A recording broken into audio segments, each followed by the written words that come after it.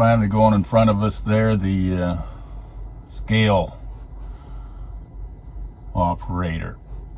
He shows up just before 7 o'clock. It's part of the reason why we're all sitting here waiting, is the scale don't open till 7 and we'll all need to be weighed. Note the truck on the left there is visible only because he's got his clearance lights on, his running lights on, otherwise he'd blend right into the background.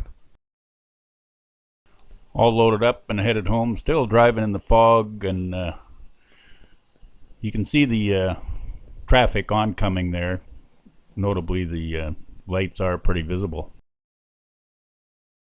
Another shot, and more headlights coming, but they are quite far back in the distance. Still quite visible.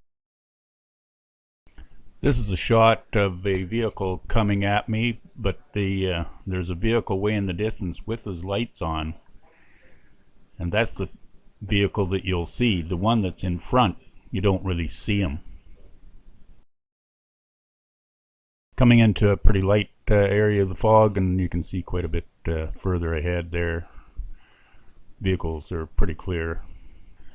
Notably on the next couple of clips there, we got traffic come ahead of us in not really thick fog, but pretty moderate.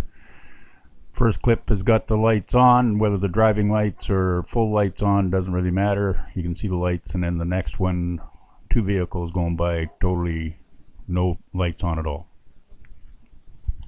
My whole point to this video is people will do what people do, whether they're mandated by law or suggested to.